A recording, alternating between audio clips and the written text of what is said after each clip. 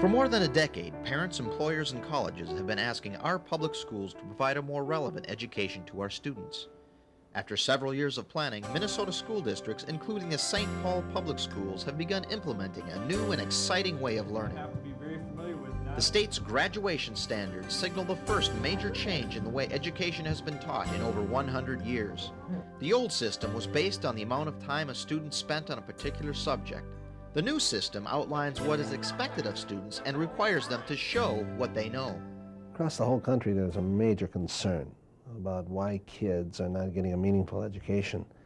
It's a concern to everyone. It's a concern at the high school level as well as the entire country. Are we doing our job? I think we are. I think our teachers work very hard, but something isn't clicking with young people.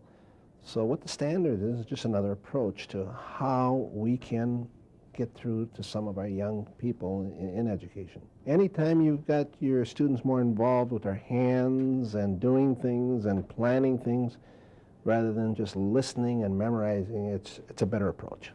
Although students have been taking the basic standards test for the past 3 years, this year's 9th graders will be the first class expected to complete the two main elements of the graduation standard. Students must pass the basic standards test, a test first given in 8th grade for reading and math and in 10th grade for written composition.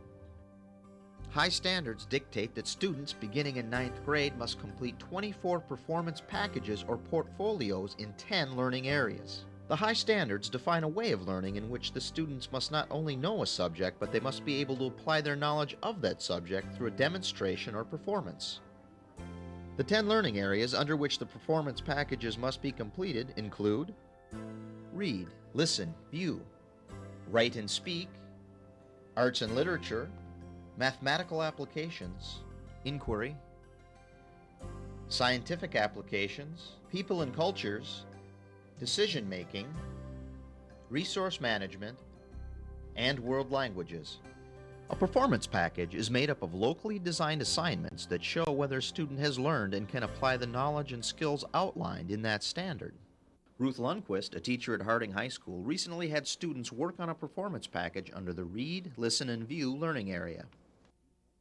They have to be able to read a technical manual, apply the information they've achieved through that manual to produce something.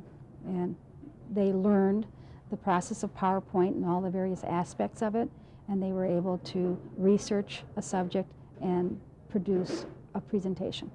They used a lot of creativity. They went onto the internet and researched the subject. One did it on tornadoes, the other did it on the state of Colorado, and they did an excellent job.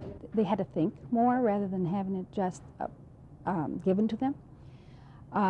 It did take them over 2 weeks to do one project, and it was just a 10-slide PowerPoint presentation, but it was original. It was their own research. With this kind of like a study a little bit of PowerPoint, it gave me an idea of what the kind of technology they use out there and how people apply that with Microsoft. You will use what you have learned to come up with a project that shows that what you have learned and what you have done. So it's sort of like hand-on experience. I did my project research on the state of Colorado. It's a great learning experience. It tells you a lot about the PowerPoint program, and it gives you a lot of basis or information on the computer, actually. It was fairly easy to get information. Most of my information came from the internet, and then I copied it over onto my presentation. Presentations such as these, along with other projects assigned under a performance package, are evaluated by the teacher. Teachers assign students a score of 4, 3, 2, or 1 for each performance package a student completes. This year's legislature continues to consider changes to the high standards, and modifications may yet take place. The St. Paul Public Schools' hope and belief is that the high standards will help our students meet the demands of the 21st century. Our whole society has changed so that there's so many things out there where kids know that there's got to be reason for everything that they do. Now they want it. The standards really gives us reason for what we're doing.